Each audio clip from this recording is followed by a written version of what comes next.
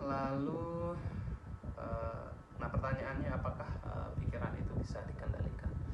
Kalau menurut saya tidak bisa dikendalikan ya, karena apa yang muncul dalam pikiran kita itu kan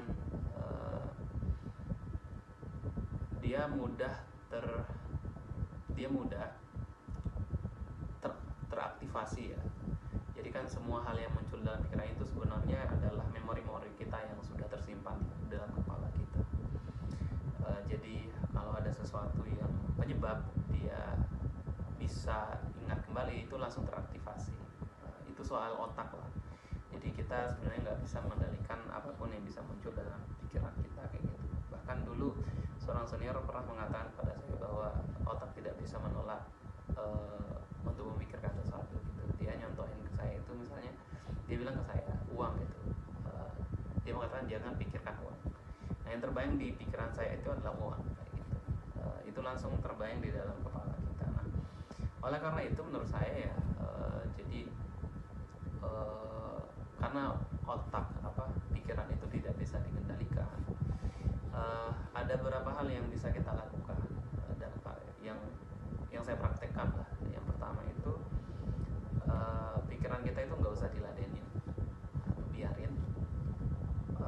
Kenapa nggak perlu? Karena kalau di pikiran memang dipikirkan itu bisa membuat jadi beban. Misalnya dalam case tugas kuliah lah, misalnya saya punya tugas kuliah, terus saya sedang jalan-jalan di taman, kemudian memikirkan tugas yang deadline-nya besok kayak gitu, dan itu jadi beban.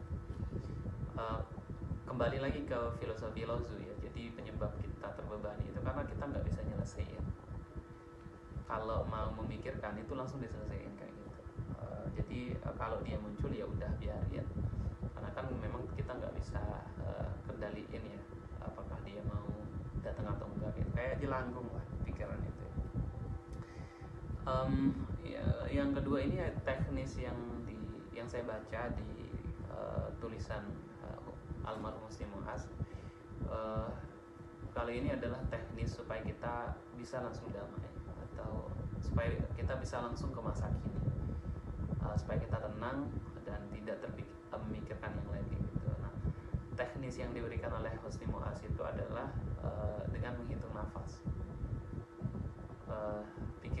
Menurut dia, jadi ketika kita menghitung nafas kita akan kembali ke masa kini. Pikiran kita tidak akan kemana-mana ya gitu. Selain itu, Husti Mu'az juga memberikan teknis atau cara untuk kembali ke masa kini itu adalah